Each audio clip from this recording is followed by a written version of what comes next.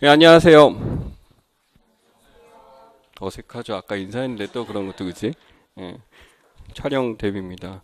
저는 이제 여러분과 이제 계속 사회문화를 같이 공부하게 될 조영산이라고 합니다. 지금 교재가 되게 어색하죠. 앞 페이지 딱 받았는데 뭐라고 써져 있어? 법의 기초.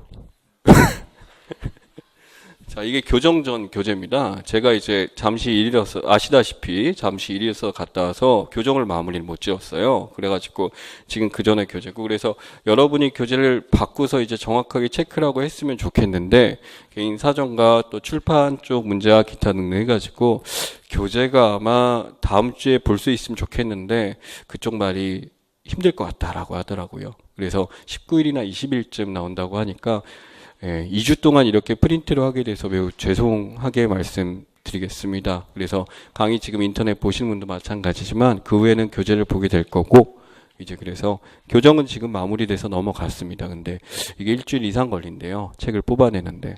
근데 예전 책과 달라요. 책이 이뻐요. 뭐 처음 보신 분들 모르겠지만 그 전에 비해서 굉장히 정돈도 많이 됐고 참 그래요. 예뻐요. 예. 그래서 맨 처음 보시게 되면은 사회학의 기초, 사회문화 현상을 보는 관점이 오늘의 답니다. 근데 관점이 지금 다 있진 않죠. 거기서 이제 기능론 파트하고 칼 막스까지만 끊어져 있습니다. 그리고 내용에 대해서는 지금 딱히 없죠. 넘어가 보시면 이제 맨 처음에 출제 동향 분석이라고 있어요. 출제 동향 분석 보시면은 뭐 몇 년도에 뭐가 나왔고 이러한 것들이 있습니다. 근데 미리 말씀드릴게요. 오늘 한 거에서 두 문제 나왔습니다.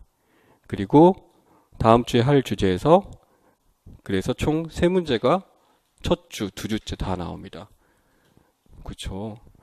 예, 이거는 변함이 없는 것 같아요. 그리고 항상 나온다고 한 사람들을 낼 것이냐에 대해서 고민하다가 3년이 딱 지나면서 이제 고정한 것 같아요. 이 출제진 입장에서 이 사람들은 무조건 낸다.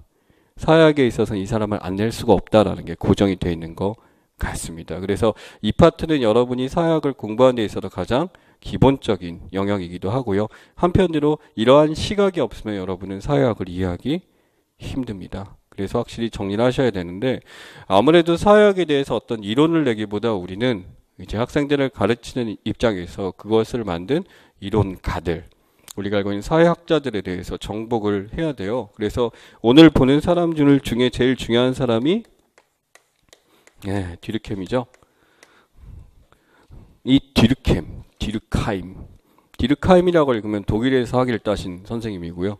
디르갱하고 뭐 딜갱 이러면서 막 딜캥 이러면서 프랑스에서 학위 따신 분들. 디르켐은 이제 영미에서 이제 합의해서 이렇게 되는데 우리나라는 보통 이 말을 많이 씁니다. 이 디르켐이라는 사람이 있고요. 요거하고 또 가장 많이 나온, 이 사람보다 더 많이 나온 사람, 아직까지 한 번도 빼놓지 않고 계속 나온 사람 누구죠? 맞아요. 베버예요. 베버라는 사람은 맨 뒷페이지 보면 끊어져 있을 거예요. 안 가셔도 돼요. 베버는 이제 왜 끊었냐면은 오늘 베버까지 나갈 수도 있겠다 고민했었는데 시간상 그렇기도 하고 아마 베버는 다음 시간에 시작하게 될 겁니다. 그 베버가 가장 중요한 사람이 되겠고 베버는요 아마 제가 과제를 드릴 겁니다. 과제를 드릴 건데 아니 뭐 그렇다고 수행평가 이런 거 아니에요. 한번 찾아서 읽어보시라는 그런 의미에서 하게 되는 거고 출제 문제하고 비교해서 할 테니까 그렇고요. 디르켐하고 베버하고 한 명을 더 붙이면 소위 말하는 사회학의 세 명의 아빠예요. 누구죠? 누구? 괜찮아 얘기해봐요. 공트. 옆에다 쓴 거 보니까 아닌 느낌이 팍 오죠? 또 누구? 마르크스. 맞아요. 막스라고 쓸게요. 이게 3대장이에요. 3대장. 그래서 이 세 사람을 가지고 하게 되고 어떻게 보면 우리가 알고 있는 사회학의 주요한 관점들도 이 세 사람으로부터 출발했다고 해도 과언이 아닙니다. 근데 출제는 누가 제일 많이 됐냐면 자 객관식에서 주관식으로 바뀌게 되면서 단 한 번도 빼놓지 않고 출제되신 분 누구? 베버입니다. 베버는 그래서 여러분들이 1열달 준비를 하면서요 당연히 모든 사회학의 정의를 다 알고 가셔도 좋겠지만 베버만 확실하게 알아도 제가 보기에는 한 문제가 아니라 두 문제까지 정복 가능합니다. 이 베버가 미친 영향은 크죠. 그래서 사실 세 명의 아빠라고 하지만 사실 진짜 사회학의 아빠죠. 아버지란 말 왠지 이상해 잘 못 쓰겠어. 아빠. 자, 그 다음에 엄마 같은 역할을 했더니 디르켐이란 사람. 디르켐이 이제 작년도 그렇고 이번도 그렇고 2번 연속 출제가 되는데 사실 그랬어요. 베버가 이렇게 중요하게 다루면 디르켐 항상 나오겠지라는 말이 있었거든요. 작년에 출제되고 그래서 디르켐 중요하다 계속 보자라고 했는데 역시 디르켐을 또 다루게 됐습니다. 디르켐이 이제 흐름이 있어요. 시작할 때부터 디르켐의 마지막 논문까지 이렇게 흐름이 있었는데 저는 이번에 디르켐이 뒤쪽에서 나올 것 같다라고 했었거든요. 근데 뒤쪽이 약한 이유가 마지막 저서를 완성하지 못했어요. 여러분 그 도덕적 개인주의, 소위 말하는 종교를 연구하게 되면서 했던 얘기에 대해서 나올 것 같다. 왜? 그 마지막이 되면 다시 돌아가니까. 근데 의외로 맨 처음으로 돌아갔어요. 그럼 디르켐의 전체가 다 다뤄질 수도 있으니까 그걸 기억을 하셔야 되고요. 자, 이 사람 막스. 막스는 이렇게 표시한 이유가 있습니다. 막스를 알아야 돼요. 막스를 알아야 돼요. 막스를 알아야 되긴 하지만 편으로 막스가 출제되지는 않습니다. 왜 마이크에 대고 안 했냐면 나도 모르니까. 그럼 막 이런 얘기 했더니 내면 어떡해 라고 하는데 아다시피 이게 출제진 교수님들을 보면은 약간 이게 분석이 되거든요. 그래서 이번에 가신 분들이 이제 거시 쪽에서 갈등을 주로 하신 분이다, 기능을 주로 하신 분이다, 아니면은 상상론 쪽 이제 미실 주로 하신 분이다 이렇게 들어가면은 약간 나와요. 그래서 그분들의 논문이나 이런 걸 봤었을 때 보면 나오는데 지금 우리나라 사회학계에서 막스는요 인용이 되긴 하지만 막스의 단독적인 흐름으로서 출제되는 논문이 별로 없어요. 그러다 보니까 막스가 중요하긴 한데 이 갈등론적 시각도 문제가 되고 막스가 갖고 있는 점은 최근에 대부분 다 무엇을 다루나요? 한계점이죠. 이 사람이 갖고 있는 한계점. 그렇다면 이 한계점을 뭐 하고 있어요? 보완하고 있죠. 예. 이 보완한 사람들을 중심으로 보는 게 더 낫다라고 생각합니다. 그래서 제가 작년에 좀 강조했던 게 다렌도르프 같은 경우 좀 봐야 될 것 같다. 근데 한 번도 안 나왔으니까 나오게 되면 서술형이 안 나와요. 여러분 사역의 또 규칙인데 처음부터 벌써 다 얘기하네. 그 뭐냐면은 기출분석이란 걸 이렇게 하시게 되면요. 사회학은 하나의 룰이 있는데요. 이 사람이 출제된 바 없어 아직까지. 그러니까 명시적으로 나온 바 없어. 기입형이든 딱 공개적으로 이 사람이다 나온 적이 없을 경우는 절대 서술형을 내지 않습니다. 그럼 뭐부터 내야 돼? 예, 기입형이나 아주 심플한 내용, 정의적 내용을 나오게 됩니다. 그래서 깊게 들어갈 필요가 없는 거죠. 그러다 보니 막스가 차치되면 이 사람이 아닐까라고 해서 다렌도르프에서 생각을 했었고요. 그 다음에 막스를 계승했는데 이제 그만큼 우리 사회에 또 나름대로 많이 먹히고 있는 사람이라고 할 만한 게 저는 이제 하버마스를 봤었어요.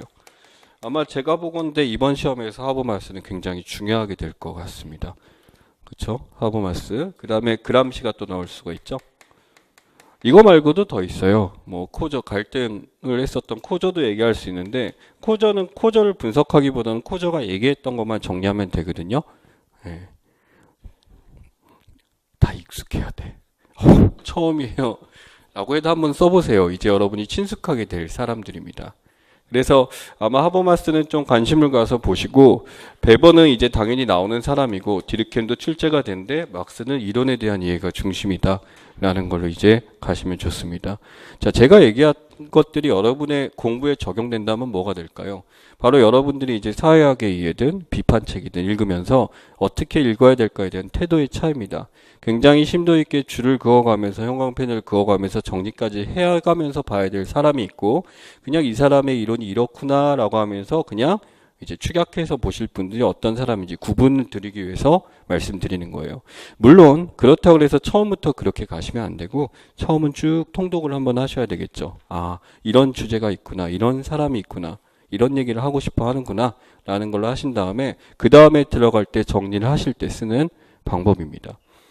사람마다 공부 방법은 다양하게 있는데 저 같은 경우는 노트를 따로 안 하고 책 자체에다가 바로 쓰는 스타일이거든요. 나는 알아보잖아. 그렇지? 근데 또 이제 그런 스타일이 있어. 따로 이렇게 딱 노트 만들어 갖고 이제 예쁘게 하고 뿌듯한 느낌 막 이런 거 있잖아. 제발 그걸 노트가 뿌듯하게 하지 마시고 여러분의 머리가 뿌듯하게 해주셨으면 좋겠어요.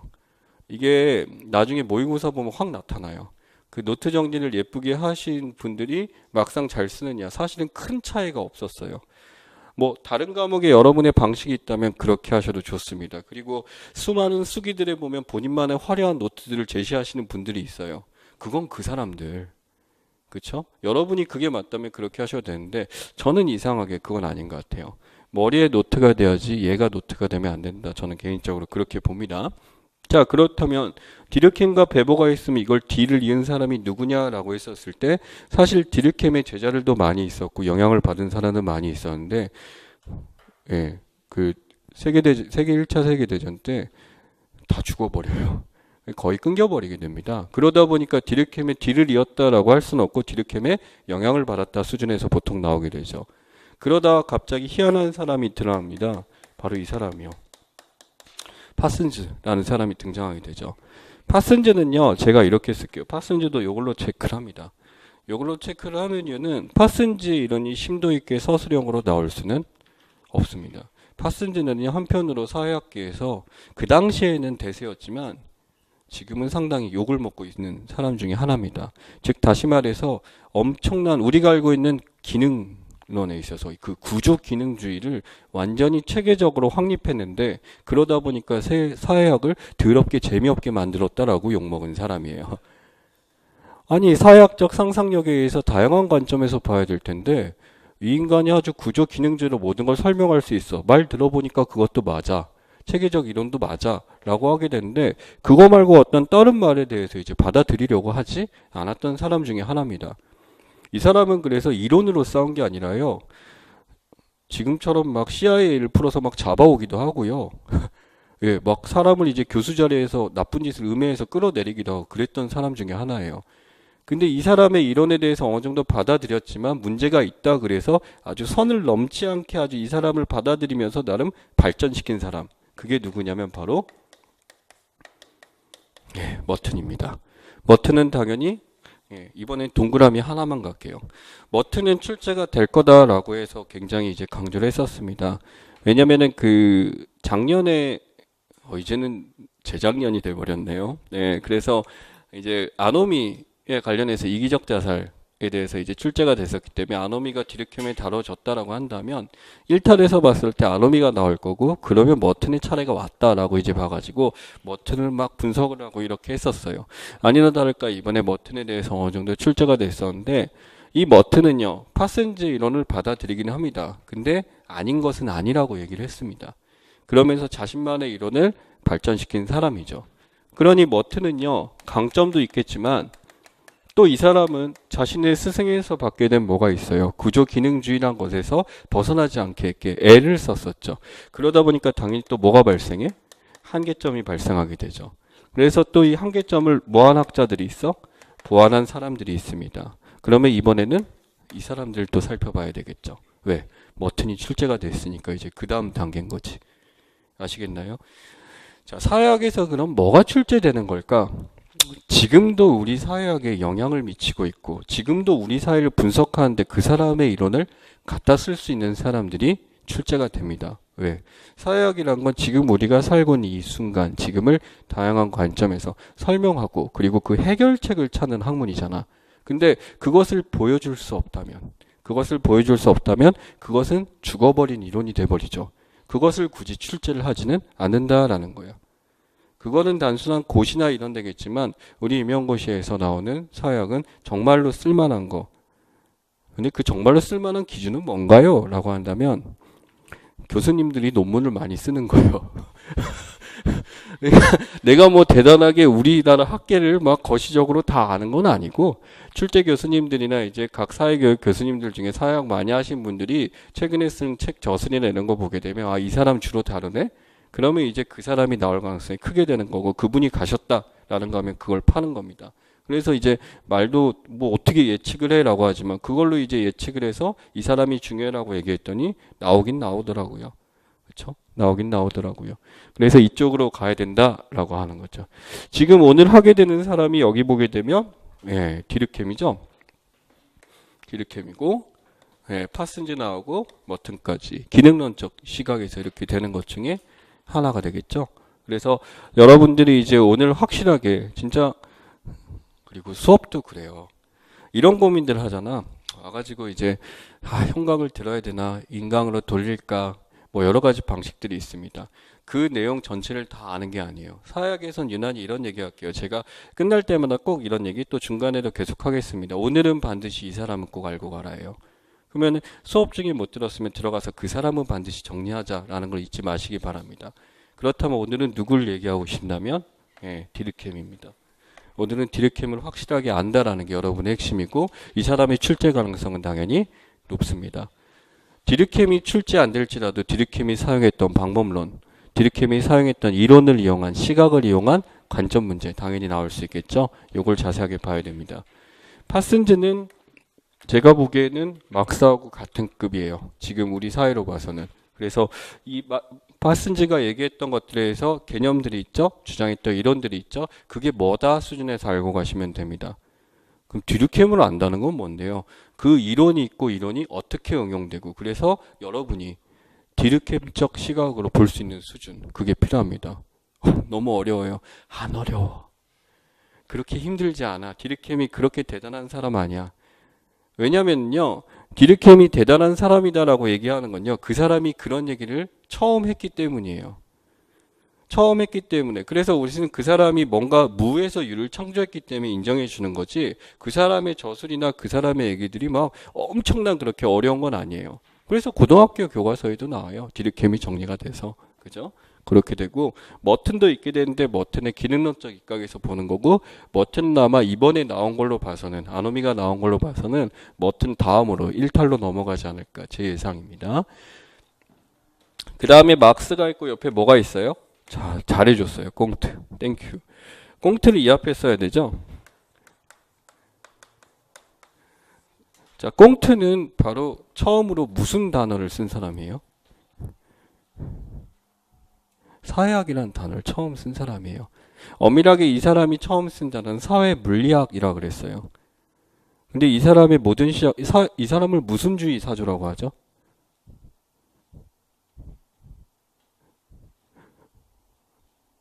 자, 질문은 제가 3주 후부터 시작할게요. 자, 그래서 지극히 겸손하시다. 그죠? 겸손한 거죠? 예. 실증주의란 사조를 알고 있나요? 예, 실제 증거를 달고 그거에서 증명을 하고 관찰을 하고 실험을 하고 비교를 하고 제가 지금 얘기 다 했어요. 꽁트는 사회를 어떻게 연구했어? 첫 번째 뭐?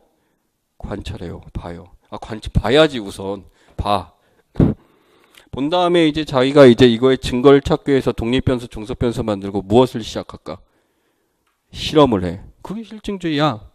자, 실험을 하게 되면 이제 가설이 검증돼. 그걸 우리가 뭐라 불러요? 이론이라 부르죠. 그 이론을 갖고 이제 사회 현상들을 비교하기 시작합니다.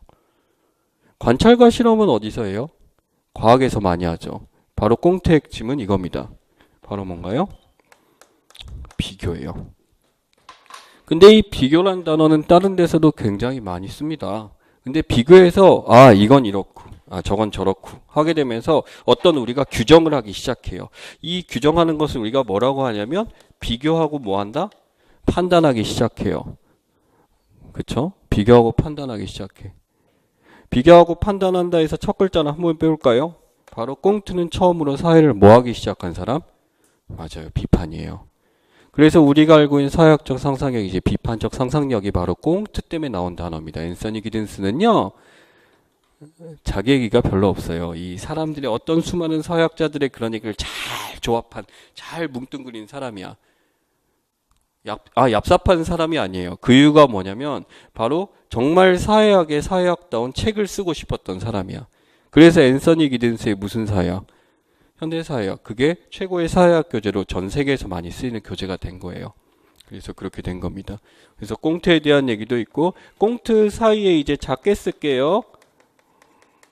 예, 누군지 들어보셨나요? 스펜서, 허버트 스펜서입니다. 이 스펜서라는 사람이 있는데 저는 단도직입적으로 책에서 빼버렸어요. 안 나와. 라고 말은 하지만 알고는 있어야 됩니다.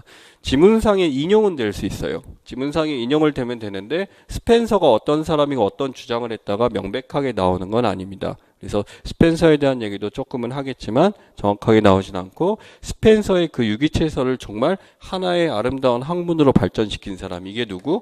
맞아요. 이 디르켐입니다.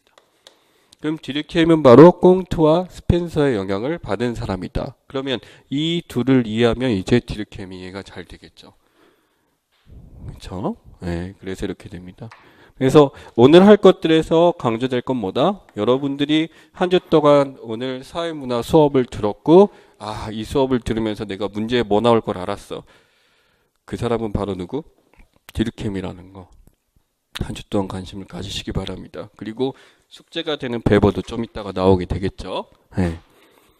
그래도 여기 나와 있는 출제 빈도를 안 볼 수가 없네요. 예. 막 뭔가 이런 거 있다? 내가 뭔가 이런 걸 얘기할 때 여러분이 쓰실 때 뿌듯해요. 하지만 또 너무 그렇게 지금 쓰시고 알면 되는 이건 외우는 게 아니죠. 이게 하나의 흐름이다라는 거. 사회학사적 고전 사회학 이론의 흐름 같은 겁니다. 계보 같은 거고요.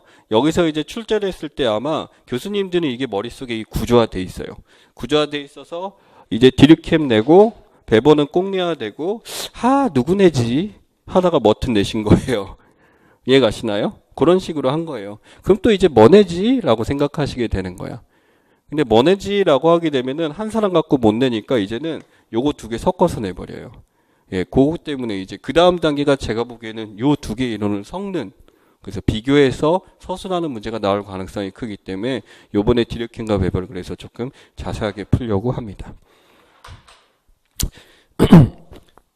자, 거기 보시면 출제동향 분석 맨 처음에 사회학 이론이라고 있어요. 고전 사회학 이론이 있고 현대 사회학 이론이 있지만 굳이 구분할 필요는 없습니다.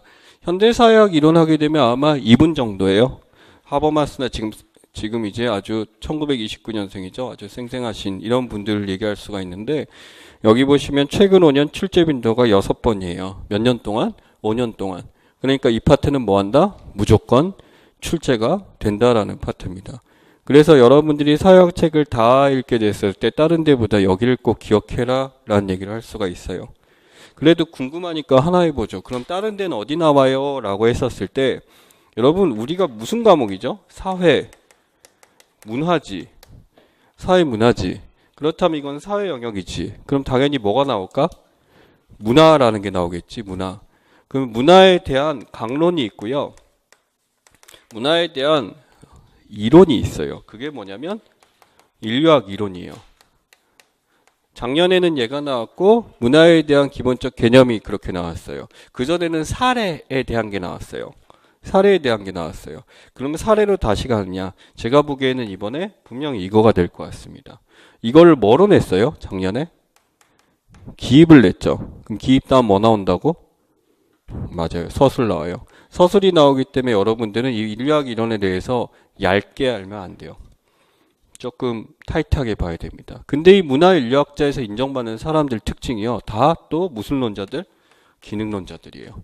그래서 오늘 하는 내용을 기능론을 제대로 이해하셔야 문화인류학에서도 잘 하시게 될 거고, 이게 2달에서 한번 돌아가 보면요. 이제 여러분들한테 물어봤을 때 어디가 제일 어려워요? 잘 안 잡혀요 하면은 보통 여기를 얘기합니다. 문화인류학 이론이 많이 어렵다고들 얘기를 해요. 이게 약간 기능론이기도 하고 사회학적 내용이 이제 문화라는 데 들어가서 도대체 이 사람들이 어떤 영역을 얘기하고 있는지 잘 모르겠습니다. 그래서 저는 수도 없이 문제를 내고 수도 없이 뿌려요. 그러다가 어느 순간 딱 잡히게 됩니다. 그래서 이쪽에서 여러분들이 좀 관심을 가지셔야 돼요. 그래서 이제 사회학뿐만 아니라 문화인류학은 뭘 공부할까요? 라고 한다면요. 문화의 기본적인 그런 것보다도요. 인류학 이론, 학자들 중심으로 먼저 읽어보시면 조금 더 효율적으로 하실 수 있을 것 같아요. 그래서 이 파트를 말씀드립니다. 그렇죠? 그 다음에 이제 나오는 게 뭐죠? 조사방법론이죠. 조사방법론, 사회조사방법론이라고 이름 붙이고 여기는 무조건 한 문제. 그렇죠? 이거는 이제 여러분 3주차가 되겠죠. 3주차 내기는 4주차가 아마 될 겁니다. 3주차나 4주차. 웃기게요. 4주차까지 조사 방법으로 나가면 책에 4분의 1도 안 나간 거예요. 근데 그게 어쩔 수가 없는 게 사회학의 특징이야. 이론이 이렇게 나와 있고 조사 방법으로 나와 있고 문화 쪽 나와 있고 이제 현대 어떤 사회적인 태제들, 주제들, 테마들을요. 사회학적으로 분석하기 시작한 게 모든 사회학 책이에요. 그렇죠? 근데 우리는 이제 내는 게 아무래도 이론 쪽에 되다 보니까 앞부분에 문제가 치우치다 보니까 이렇게 되는 거죠. 요거는 어떤 문제가 나올까에 대해서 저는 이렇게 말씀드릴게요. 예측 불허예요, 이제. 이쪽은 이제 뭘 나온다 예측하기보다 다 봐야 된다라는 게 맞는 것 같습니다. 그래서 어떤 분들이 여기에 또 스트레스를 느끼시는데 이거는 또 좋은 게 하나 있어. 매우 객관적이에요. 객관적이기 때문에 서술을 하거나 뭐 하는데 힘들다라고 말씀드리기가 이거는 서술을 하는데 힘들지가 않습니다. 아는 것만 나와요. 여러분이 쓸 수 있어요. 이거는 헷갈리면 안 돼요. 정확해요. 그래서 이거는 여러분이 이제 타이트하게 공부할 때 그때 이제 사회학 좀 알겠다. 그래서 이제 정리할 때 이제 외우자. 좀 외울 것 좀 외우자. 맨날 또 이일 교수님이나 경제학께서 외우는 거 아니라고 하시는데 외우는 게 편할 때도 있다. 그죠? 그잖아. 이렇게 나오는 게 그런데 문제를 위해서는 외우는 게 편할 때도 있어. 근데 그 외운다라는 게 우리가 단순히 그냥 ABCD를 외웠던 그 시절이 아니라 내용을 알고 외우는 거잖아. 그치? 그런 면에 있어서 이제 그걸 생각해 보고 있습니다. 말이 많죠? 여기 보면 서답형 출제빈도 5회라고 나왔고 최근에는 출제빈도 6회니까 계속 나옵니다. 아래쪽에 보죠. 최근 8년 출제 동을 해놓은 거는 객관식 때부터 한번 잡아봤어요. 근데 2010년하고 2011년 보니까 교환이론이 있는데 자 이거는 미리 말씀드릴게요. 교환이론이란 건 이제 우리 사회학에서는 주류 이론이 아닙니다. 비주류 이론이 됐어요. 비주류 이론이 된 이유는 여러분 심리학이란 거 아시죠? 이 심리학이란 게 굉장히 중요해요. 이 심리학이요 굉장히 과학적인 학문입니다. 라고 심리학자들이 주장해요. 근데 이게 우리 사회학자들 입장에서 봤을 때 아니 과학적인 거 알겠고 너의 그 어떤 생물학적인 그런 면 다 봐서 나오는 거 알겠는데 결론이 되게 이상해. 그 결론을 봤었을 때 이러한 근거에서 나왔어 했다가 오 그렇구나라고 하다가 근데 이거의 근거는 뭐야 라고 다시 가면은 되게 이상한 게 심리학이에요. 이거 심리학 전공 없죠? 네, 그래서 근데 그래도 이 심리학에서도 이제 프로이드라는 사람은요 굉장히 좀 달랐었고 이분이 사실은 사회학자들은 사회학자로 분류하고 싶어 할 만큼 매력적인 사람입니다. 그래서 프로이드 이론이 조금 들어가 있어요. 프로이드를 이해해야 또 이해되는 사람들이 몇 명 있기 때문에 그렇게 된 거고 이 교환 이론은 그래서 굉장히 심리학적 영역이 많이 포함되어 있는 이론에 들어가게 됩니다. 그러다 보니 우리 사회학 이제 골수 사회학자들 입장에서는 약간 교환이론 출제하기가 애매해요. 그래서 이때 객관식으로 한번 나왔어요. 안 다룰 수가 없으니까. 근데 그러다 빠져버리고 이것의 증거는 바로 여러분 고등학교 사회문화 교과서에서 이제 교환이론이 빠져버렸습니다. 지금 2년 차예요. 2년 차지 교환이론을 빼버렸고 예전 문제 보시면 예전 교과서 보시면 있는데 최근에는 교환이론을 빼버렸기 때문에 이제 교환이론은 이제 우리한테 주가 아니니까 이것은 읽어만 보세요. 이런 게 있구나 라고 꽁트가 나와 있는데 하여튼 이런 게 있어. 무언가를 처음 만든 사람은요 이 사람의 이론이 허점이 있을까 없을까? 허점이 많아요. 허점이 많고 이 사람의 틀을 가지고 지금의 사회를 분석하기엔 이제 너무나 많은 시간이 흘러버린 사람이에요. 그러다 보니 이 사람은 하나의 역사죠. 역사라고 한다면 어떻게 분석하시면 되냐면 이 사람의 이력을 적용하는 게 아니라 이 사람이 이렇게 주장했구나 라는 걸로 정리를 하시면 됩니다. 즉 이 사람의 3단계부터 시작해서 이 사람의 사회학을 바라보는 관점, 규정들 그러니까 이 사람이 얘기하는 키워드들이 무슨 뜻인지 정리하시면 된다는 뜻이에요. 그래서 꽁트가 얘기했던 것들의 키워드들이 얘기했고 이 키워드가 무슨 뜻이냐 정시하면 충분하고 그것이 출제가 되느냐에 대해서는 힘듭니다. 근데 난 문제를 내요. 왜냐면 모의고사 문제 낼 게 너무 없어서 결국에는 낼 수밖에 없으니까 꽁트가 이렇게 나올 거다 내 예상을 내게 되면 아마 그 정도 수준에서 나올 거예요. 꽁트가 나오게 되면. 그래서 꽁트가 여기 있길래 지금 말씀드렸습니다. 꽁트의 주장 찾기. 자, 아래쪽에 디르켐의 입장 찾기, 디르켐 자살론, 또 디르켐 자살론, 디르켐 분업. 느낌 오시죠? 디르켐 징하죠? 그래서 이동안 디르켐이 계속 나왔다는 디르켐은 나온다라는 전제를 두고 공부를 하시면 맞습니다. 자, 그 다음에 2014년 가보게 되면 이제 베버 이념형, 베버 합리화, 베버의 3P 나왔는데 자, 2017년 가니까 베버 이념형이 또다시 나왔어요. 자, 근데 베버 이념형이 그때는 어떻게 나왔어요? 2014년에 기입형이었어요. 자, 말씀드린 대로 기입형이 이렇게 나오면 그 다음 어떻게 나온다? 그렇죠. 서술형이에요. 관료제라는 이념형, 이제 이념형을 적용시킬 수 있어야 돼요, 여러분이. 이념형이 나왔으니까. 그럼 적용시켜서 그거에 준해서 서술하시오가 되는 거야. 아시겠나요? 이게 바로 여러분들 그렇게 강조하던 무슨 분석이에요? 이게 기출 분석이에요. 기출 분석을 여러분이 했다는 게 기껏 문제 읽고 오, 이념형 아싸. 이게 아니야. 이념형을 알아야지 분석이지 이념형을 쓸 수 있다 그래서 분석이 아니에요. 이념형을 적용할 수 있어야 되는 거야. 예를 들어 여기 보면 3P 나와 있어요. 자, 이게 계층과 계급 있죠. 그렇죠? 계층을 나눌 때 쓰게 되는 세 가지 카테고리죠.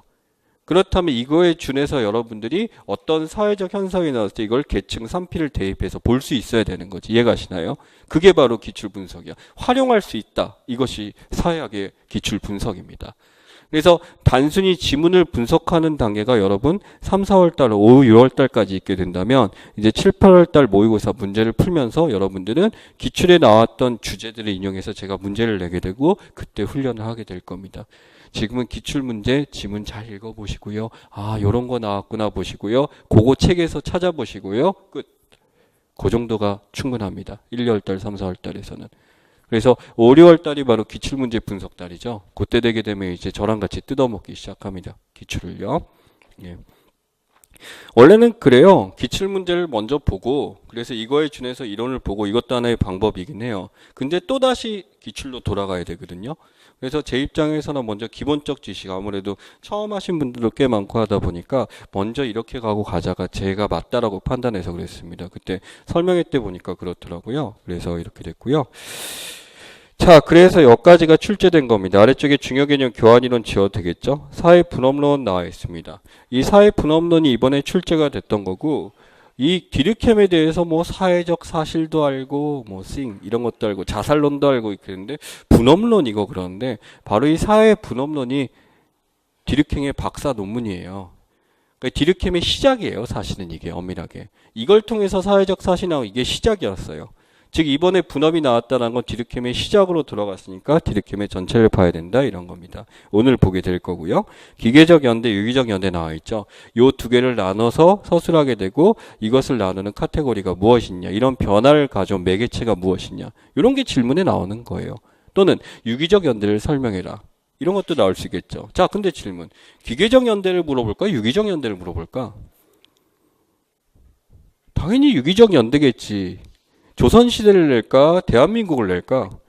대한민국을 내는 거야. 뭔지 알겠어요, 이거? 그러니까 어떤 변화가 있었을 때, 자, 우리 사회학의 특징, A에서 B로 변화했고 C로 변화했어. 그치? 그럼 시험 뭐 낸다? C를 내. C가 왜 나왔느냐라는 거지. 그럼 C로 변화하기 위한 변화 매개체가 있겠지. 그치? 요걸 내는 거지. 왜 변화했느냐. 그 다음에 C 때문에 우리 사회에 어떤 영향을 끼치느냐가 사실은 이전 우리 사회문화의 시험 출제였어요. 그러니까 이거에 대한 결과지.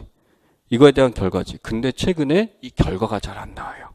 왜냐하면 이 결과란 건 사람마다 예측하는 거에 따라 달라질 수 있잖아. 근데 시험이란 건 지극히 뭐 해야 돼? 객관적이어야 되지.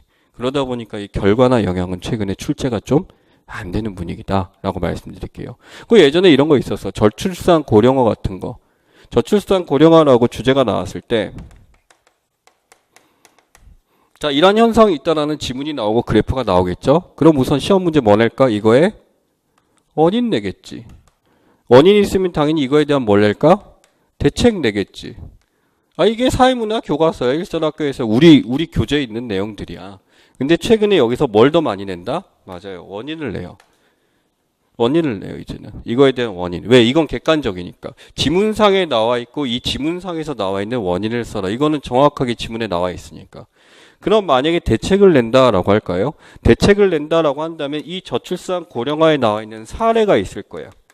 저출산 고령화의 대책을 그냥 단순히 외우면 안 되겠죠. 이 지문상에서 요구하는 뭐가 있을까? 대책이 있겠지. 그런 걸 내야 돼.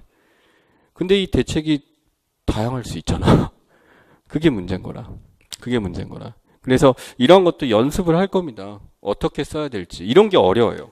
아니, 저출산 고령화 대책 누가 몰라. 다 알지. 다 아는데 뭘 써야 돼? 라는 게 이쪽 사역의 관점입니다. 그래서 여기서 뭘 해야 돼? 지금 나와 있는 이 사례가 무엇인지, 이 글을 뭐 하는 능력? 맞아요. 독해예요. 이 글을 잘 읽어야 돼요.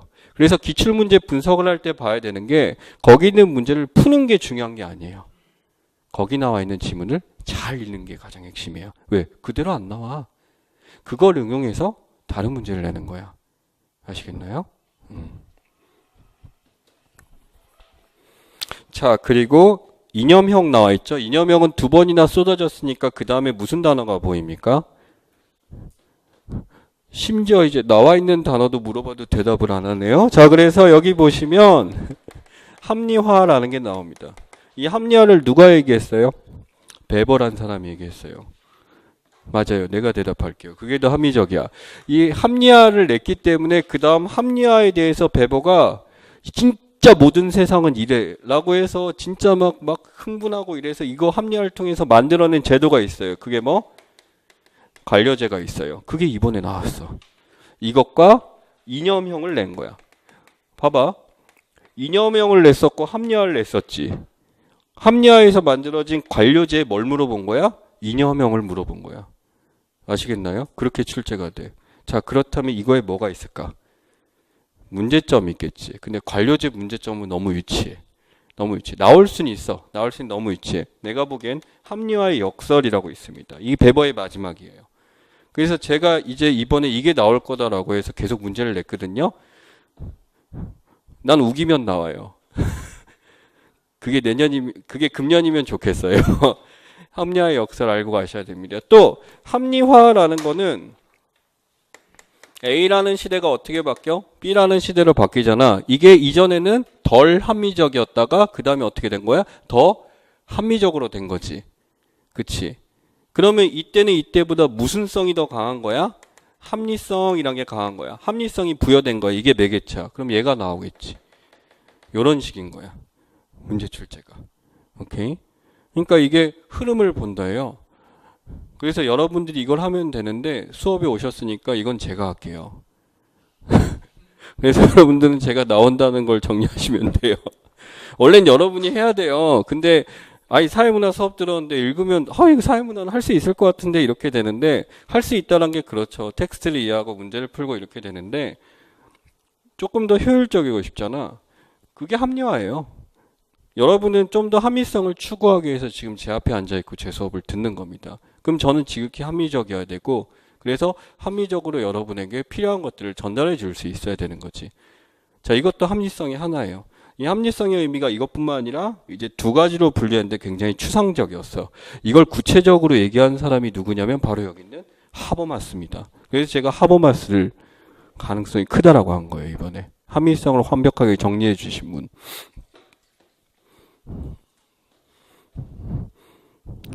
무슨 한 페이지 갖고 1시간 하려고 하고 있죠. 근데 중요해요. 자, 그 다음에 보시면 서답형 출제동향이라고 있습니다. 서답형 서술형이라고 해서 앞에 있는 출제동향하고 다 같은 얘기지만 2003년에 민속박물로 위반 실험에서 갑자기 이전에 이 문제를 냈나요? 자, 민속박물로 위반 실험 하게 되면 민속박물론 문제입니다. 소위 말하는 미시적 관점의 이론 중에 하나니까 민속박물론이 나왔어? 그러면은 민속박물론과 비슷한 위계라고 합니다. 그거와 비슷한 수준의 이론이 있겠지. 그치? 그런 것들이 이제 보셔야 돼요. 이제 민속박물론 위반 실험 나왔으면 다 나온 거예요, 얘는. 다 나왔거든요. 그럼 민속박물론과 비슷한 수준의 이론이 있으니까 그거를 공부하셔야 돼요. 두 개가 있거든요. 그거는 이제 다음 시간에 보게 될 겁니다. 우리 미시로 가게 됐을 때. 자, 그 다음에 2008년에 뭐가 보여요? 구성된 실제에 나왔습니다. 구성된 실제라고 해서 이걸 강조하는 게 질적 연구에서 강조하고 미시에서 강조하는 거거든. 미시가 나왔고 미시가 나왔어. 그래서 이때 이 연속으로 미시가 나오다 보니까 이 사람들이 미시를 되게 좋아하는구나 해가지고 준비를 시켰더니 디르켐 자살론이 나와요. 그러니까 이렇게 배신을 때렸던 시대가 있어요. 그러다가 이제 베버 이념형, 베버 합리화가 연달아 터지고 그래서 이제 지금 밑에 있는 것들이 있습니다.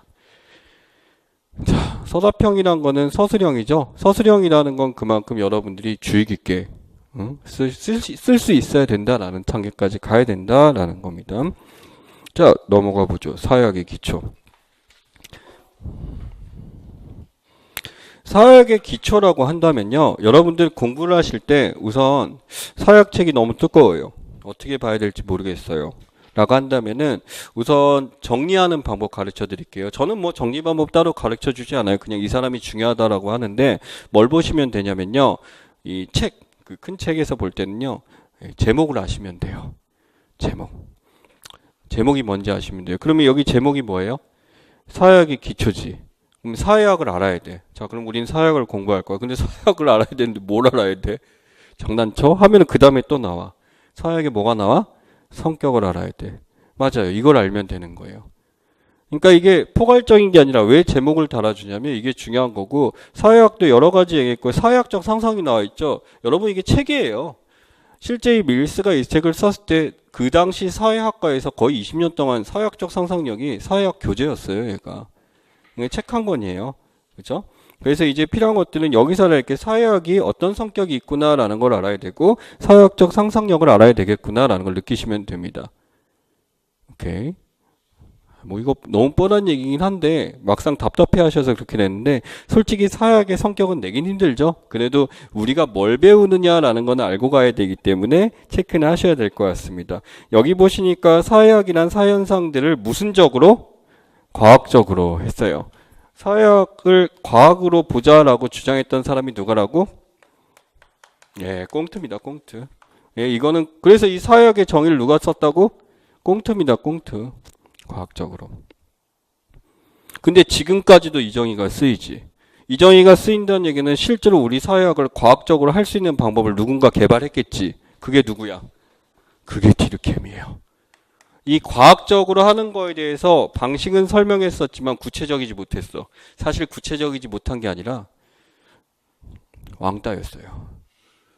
이게 왜 그러냐면 워낙 똑똑했고 워낙 거시적으로 볼 수 있고 워낙 뛰어났는데 교수하고 너무 싸웠고 대학을 중퇴해버린 거야. 근데 그때도 당연히 뭐가 있었을까? 대학을 안 나오면 인정을 안 해준 거야. 그러니까 혼자서 계속 쓰고 혼자서 끝까지 했지만 끝까지 가난하게 살면서 그냥 그렇게 가버린 거야. 그러다가 이 사람 나중에 뭐까지 가냐면요. 종교를 만들어요. 사랑하는 여자가 있었는데 그 여자가 1년 만에 죽어버려서 그 여자의 부활을 꿈꾸며 종교까지 만들어. 그럼 말년이 안 좋지? 응, 그치? 그래서 이 사람은 모든 것은 사랑에서 시작한다 이러고 죽었어요. 아니 이렇게 멋진 이름 만들어서 이렇게 했구나. 그 꽁태의 말년이 그랬어. 근데 이게 나중에 영국으로 넘어오면서 엄청난 반향을 일으킨 거야. 죽고 나서 그랬던 거야. 스펜서요? 스펜서도 저작 책이 진짜 많고 그 당시 영향을 많이 미쳤어. 그 후대에 영향 미친 거고 이 사람은 골방 철학자라 불렀어요. 집 밖으로 나오질 않았어. 모든 것을 어디서 쓴 거야? 머릿속으로 쓴 거야. 괴팍했어. 자기는 다인보다 뛰어나다 이러고 아무도 안 들어줬어. 그러니까 그 당시에 허경영이었어. 맞아요. 그 당시 허경영이었어. 근데 허경영 되게 무섭다? 요새 많이 맞죠. 그 사람 말. 똑같아요. 스펜서도 이 사람 얘기가 굉장히 많이 맞았어.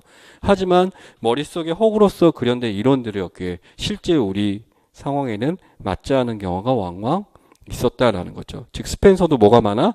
한계점이 많아. 한계점이 많은 스펜서가 무슨 주장을 했다? 표제어들만 정리를 하시고 한계점만 정리하시면 되겠죠.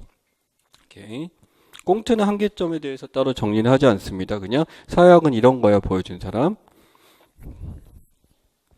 자, 그래서 과학적으로 하고 이해 체크합시다. 여러분, 이해의 학자를 찾아볼게요.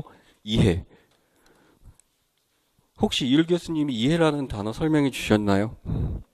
우리 사회문화 문제 보면, 임용고시의 사회문화 문제 보면은 이게 이때까지 10년, 20년이 되도록 단 한 번도 빠지지 않는 단어가 있어요. 바로 이해라는 단어입니다. 이해했어요, 여러분? 이해라는 게 뭐냐면요. 이해하고 우리가 설명을 한다라는 건요. 내가 얘기해도, 내가 설명해도, 당신이 설명해도 똑같아요. 안다라는 건요. 이 안다라는 건요. 당신이 하는 지식과 내가 하는 지식이 차이가 없을 때 안다라는 know라는 말을 써요. 근데 이해한다, understanding은요. 내 입장에서 알겠다예요. 그쵸? 당신의 입장에서 알겠어요? 라고 하는 게 이해예요. 그 이해라는 건요. 사람마다 같아 달라? 다르다라는 거지.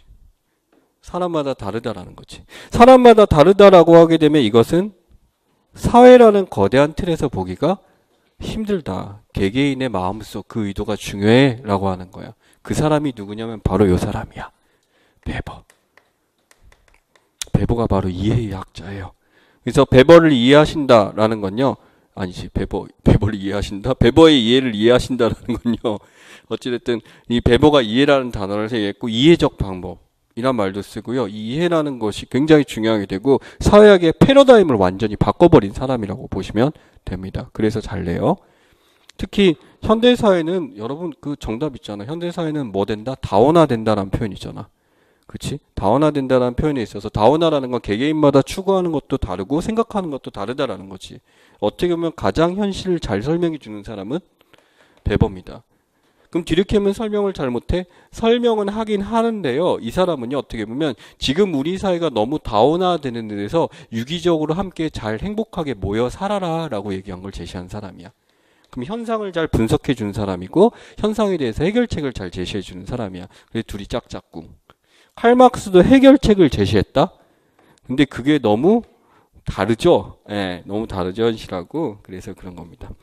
이해하고 설명하려는 학문 나왔어요. 설명은 누구라고 얘기 안 할게요. 설명은 정의입니다. 정의고 객관적인 거고. 그래서 여러분들 문제가 나왔을 때, 자, 문제가 나왔어요. 마지막에 뭐 하라라고 나왔어? 설명하라라고 나오죠? 서술형에서. 이거는요, 정답이 있는 거예요. 이건 서술형이 아니야. 정답이 있는 거야. 이거는 개념을 철저하게 외워야 되는 거야. 그러니까 설명하라라고 하는 수준의 문제라고 한다면 정말 중요한 내용을 내겠지. 그렇지? 정말 중요한 내용을 내겠지. 그렇다면 디르켐과 배보가 제시한 것들은 전부 설명하라를 낼 수 있을 거예요. 그래서 그 정도로 여러분들이 우선 그럼 배보와 디르켐에 대해서 어떻게 정리를 해? 디르켐에 나와 있던 그런 단어들에 대해서 여러분이 설명, 정의를 내릴 수 있어야 돼. 그리고 그 정의가 교재에 나온 것도 있고 또는 이제 교과서, 이제 사회학에 이런 데 나온 것도 있겠죠. 또는 여러분의 언어로 쓰셔도 상관없어요. 저한테 보여주세요.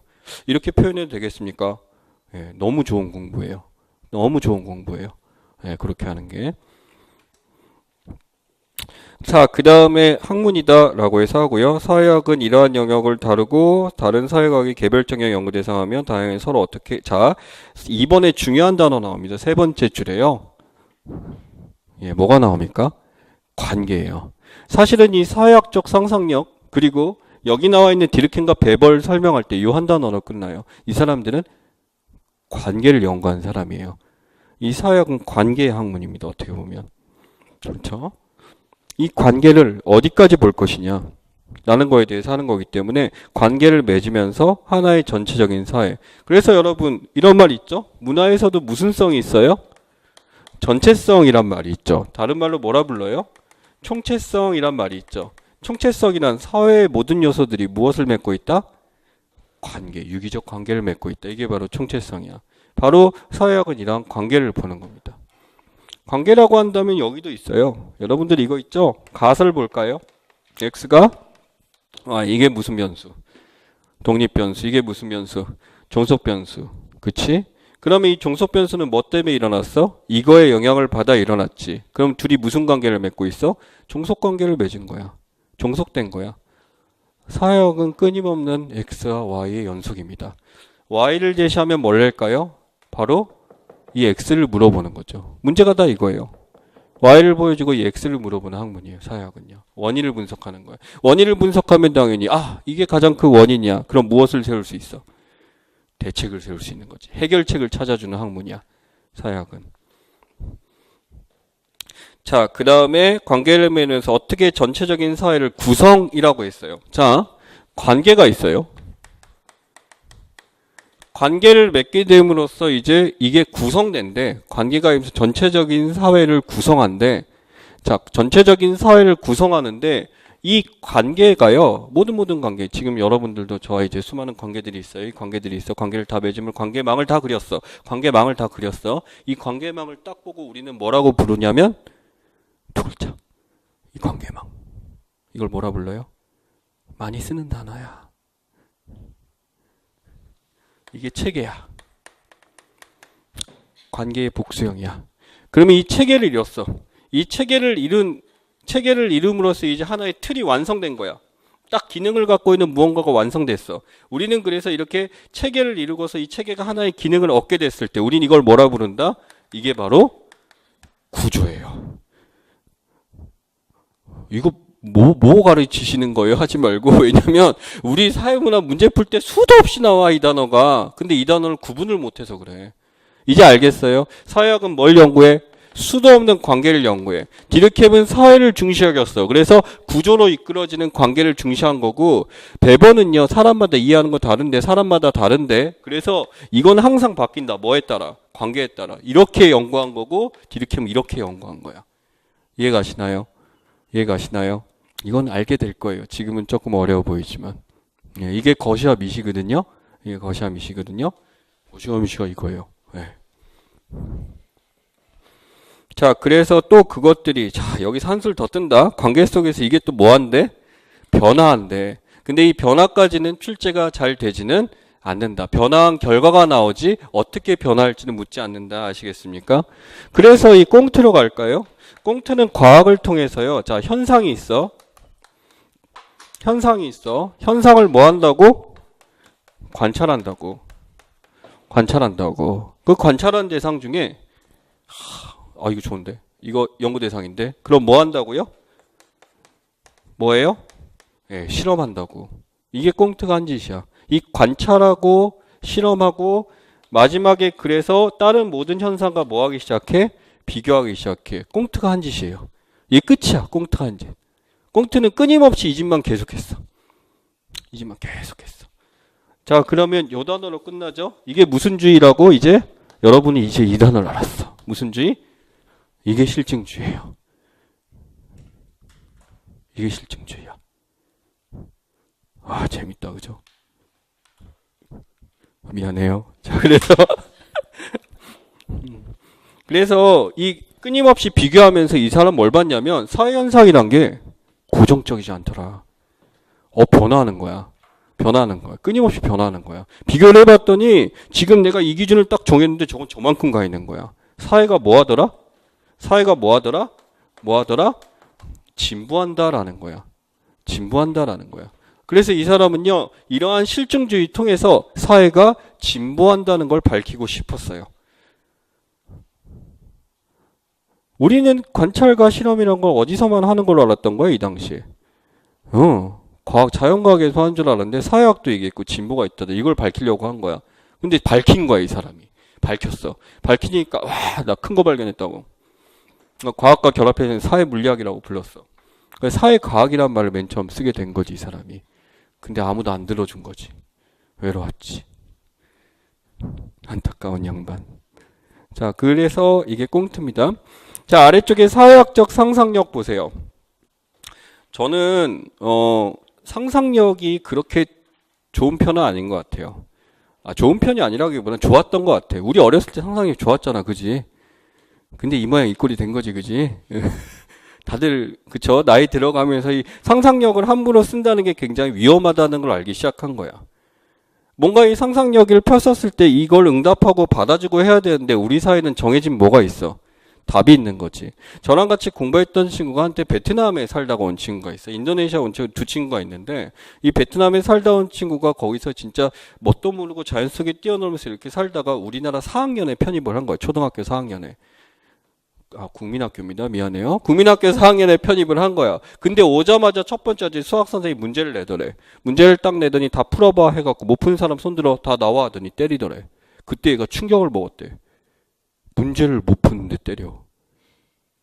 충격을 먹은 거야, 이거 바로.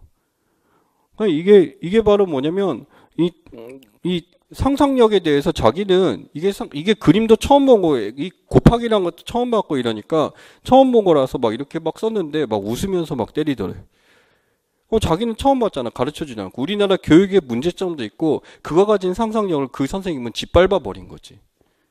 상상력은 그런 겁니다. 걔가 생각한 거는 그 곱하기라는 게 x기도 하고요. 그냥 나무 널빤지 이렇게 십자기도 하고요. 다양한 모양으로 보였을 거야. 근데 걔는 나름대로의 생각을 얘기했을 뿐인데 그건 틀렸어 라고 때린 거지. 이게 바로 뭘 잘라버리는 거야? 상상력을 잘라버리는 거야. 그럼 사회학적 상상력은 뭐해라? 수많은 관점으로 바라보아라 라는 거야. 수많은 관점으로 바라보아라가 뭐냐면 자, 인간과 인간의 관계에 있어서도 이 사람의 입장과 이 사람의 입장이 다르지. 여러분 남녀 간의 관계에 있어서 그 대화를 잘 보게 되면은 이게 남자가 들리는 것과 여자가 들리는 게 같아요, 달라요? 다르잖아. 왜 한때 유행했잖아. 남녀 생활 탐구 해가지고 거기서 나올 때 이제 남녀가 이렇게 하는데 어머 오빠 저거 되게 이쁘다라고 지나갔었을 때 남자는 뭐야? 아 여자애들이 이쁜 걸 좋아하는 거야. 여자들은 뭐야? 빨리 사줘야지 이거 사 이런 거잖아, 그지? 뭔지 알겠어요 이거? 그러니까 같은 말을 들어도 이렇게 다르다는 거야. 누구의 입장에서 봐서도. 그걸 또 사회 입장에서 바라봐. 그치? 사회 입장에서 바라보고 있고 심지어 그 물건의 입장에서도 바라봐. 이 모든 관점에서 이렇게 살펴보는 것. 이게 바로 사회학적 상상력입니다. 자, 그렇다면 여기서 그 남녀 간의 관계가 있죠. 그 여자와 그 남자와 그 물건 간의 관계가 있죠. 또 사회의 관계가 있죠. 그 수많은 관계 속에서 모든 입장에서 바라보는 것. 이게 바로 사회학적 상상력입니다. 들어가죠. 여기 보면 개개인의 삶에 영향을 미치는 사회적 역사적 과정 체크할 거 있네요. 사회적 역사적 과정 나와 있습니다. 사회적 역사적 과정에서 이 사회라는 건요. 자, 종대예요, 종대. 역사적이란 건 시간의 흐름, 횡대예요, 횡대. 이렇게 보시면 됩니다. 이 사회라는 거는 지금 내가 관계를 맺고 있는 이 순간, 지금. 이 순간에서 내가 어떻게 바라보아야 할 것인가. 또 내가 삶 속에서 이렇게 살아오면서 지금 이것을 또 어떻게 바라볼 것인가. 종과 횡이에요. 이게 바로. 거기에 대해서 또 무엇을 바라봐라? 첫 번째 무엇을 바라봐라? 여기 있네요. 무엇을 봐라? 첫 번째 관계를 보아라. 자, 그 다음 뭐 봐라? 관계를 봤으면 그 다음 확장해서 뭐까지 봐라? 구조를 봐라. 자, 그럼 마지막 뭐 해야 돼? 사회적 역사적 입장에서 관계와 구조를 뭉뚱그려 볼 수 있는 거. 그게 마지막 무슨 사고? 종합적 사고. 근데 종합적 사고가 너무 추상적이지. 그치? 그래갖고 이걸 좀 더 쉽게 풀어놓은 게 이제 아래쪽에 있는 앤서니 기든스의 상상력이에요. 그쵸? 자, 바로 이걸 얘기한 김에 앤서니 기든스의 상상력 세 가지를 보죠. 그래서 첫 번째, 무슨 상상력이 필요하다? 체크합시다. 역사적 상상력. 자, 근데 이 역사적 상상력을 발휘하는 방법에 대해서 자, 누굴 걸 가져와요? 비교입니다. 비교. 과거, 이전과 지금의 나를 뭐 해보아라? 비교해보아라지. 그래서 역사적 특성을 이해하고. 두 번째, 인류학적 상상력 나와 있죠. 근데 이게 안 하다. 근데 옆에 설명이 더 쉬워. 뭐라고 나와 있어? 비교사회학적 상상력이야. 근데 비교사회학적 상상력은 그냥 사회학적 상상력 하면은 내가 속한 사회잖아. 그럼 내가 속한 사회하고 비교를 하기 위해서는 또 뭐가 필요해? 다른 사회가 필요한 거지. 이것들과 뭐 해봐라? 비교해보아라. 그래서 한 나라에 국한하지 않고 다른 나라와 이것을 비교해보아라 라고 하는 거. 그러면 역사적으로도 비교를 해보고 이걸 비교해보고. 그래서 비교를 한 다음에 뭐 해야 돼? 결론을 내려야 될 거 아니야. 결론을 내리기 위해서 하는 게 뭐야? 비교가 끝났으니 비교해서 이제 뭐 하자? 판단하자. 줄여서 뭐라 그런다? 그게 바로 비판적 상상력. 즉 밀스가 얘기했던 종합적 상상력이란 바로 뭐다? 비판적 상상력이다라는 겁니다. 비판이란 건요, 여러분, 크리티사이즈 해갖고 까는 게 아니에요. 욕하는 게 아니에요. 왜 이렇게 잘생겼니? 야, 이게 비판이에요. 이게 바로. 이게 뭐냐면 내가 가진 기준으로 봤을 때 이 친구는 잘생긴 거야. 가끔 농담도 해요, 내가. 자, 그래서 그래서 이 비판적 상상력이란 비교해서 판단한다. 내가 가진 기준에서 판단했을 때 이렇다라는 거지. 그러니 K-팝 스타에 나와 있는 그 3명 있잖아요. 비판을 굉장히 잘하지. 근데 너무 그 박진영 극단적이지. 뭐 이거 있잖아요. 그거 뭔지 알죠? 그거 하다가 막 리듬 타고 양희석도 멋쩍으니까 같이 이러고 막 이러면서 막 하다가 뭔가 말을 꺼내야 되는데 좋을 때 또 싫을 때는 티가 나지. 이러면서 막 안 봤어요? 나는 그 박진영 표정이 너무 궁금해서 보는데 또 유희열의 그 드립이 궁금해서 보는데 뭐 하여튼 그거 보면서 이제 느낀 게 그 사람들이 이제 비판하는 거예요. 비판하는 사람들이 비교해서 판단한다. 자기가 가진 기준, 팝스타가 되는 기준이란 게 존재할 때 이 친구는 어떻다라고 설명을 해주는 거야.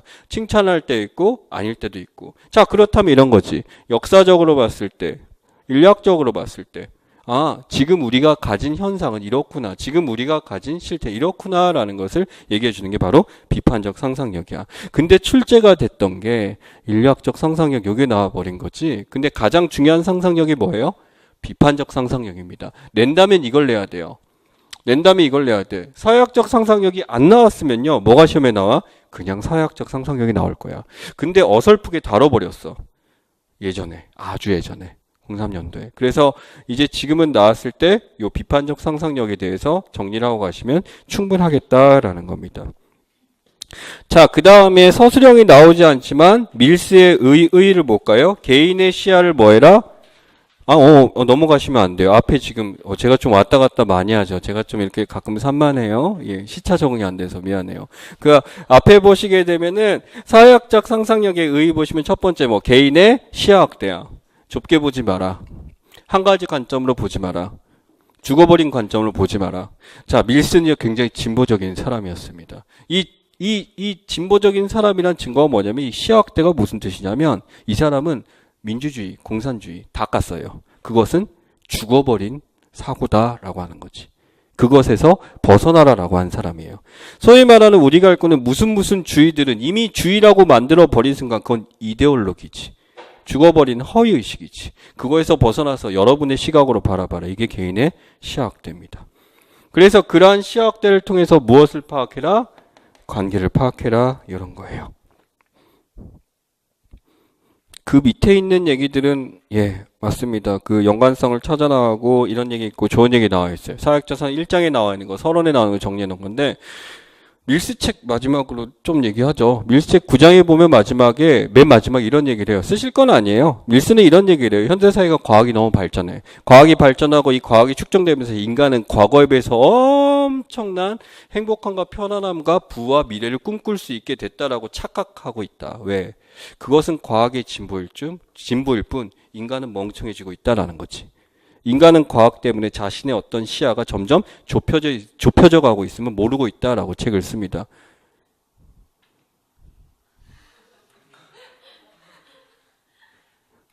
아니, 예전에 항상 뭔가 거짓말을 할 때 불이 꺼졌는데요. 사실이에요. 이거는 절대 거짓이 아니에요. 예, 절대 거짓이 아닙니다. 예. 그 책에 나와 있어요. 예. 이게 바로 뭐냐, 여러분 하나 물어볼까요? 그 스마트폰 있잖아, 스마트폰 요거. 스마트폰에 이제 보면 연락처 있잖아요, 연락처. 이거 없던 어렸던 시절에 여러분 친구 전화번호 어떻게 했어요? 다 외웠지. 근데 친구 전화번호 지금 외울 수 있어요? 몰라. 연락처도 안 찾아. 카톡 갖고 찾아. 눌러갖고. 어머 뭐야? 하면서 이렇게 되면서 뭔지 아시겠죠? 주소도 못 찾아. 심지어 요새 사람들 뭐도 못 찾아. 길도 못 찾아. 길 누가 찾아? 얘가 찾잖아. 어디 못 찾아가 이제. 왜? 얘가 대신 기억하는 거잖아. 밀스는 1950년대 이 얘기를 했어요. 그러니까 지금 사람들의 모습을 바라봤을 때 얘기는 틀린 거. 과학의 진보는 절대 인간의 진보가 아니다. 그래서 인간이 행복하냐 풍요롭냐라는 거야. 우리는 풍요롭다고 믿고 있고 착각하고 있다라고 한 거지.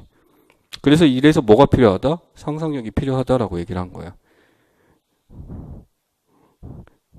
근데 갑자기 이렇게 문제에 나오기 힘든 얘기를 갖고 너무 일게 했지만 여러분에게 사학적 상상력을 기르기 위해서 이렇게 얘기를 길게 한 거예요, 여러분. 예, 그래서 이렇게 된 거고 넘어가 봅시다. 사회문화 현상을 바라보는 관점이죠. 잠시 휴식했다가 이 앞부분에 있는 기능론에 대해서 한번 잘 읽어보시고요. 깊게 안 들어갑니다. 기능론에 대해서 깊게 안 들어가고 필요한 것만 체크하고 갈 거니까 10분 정도 쉬었다가 이어서 하도록 하겠습니다.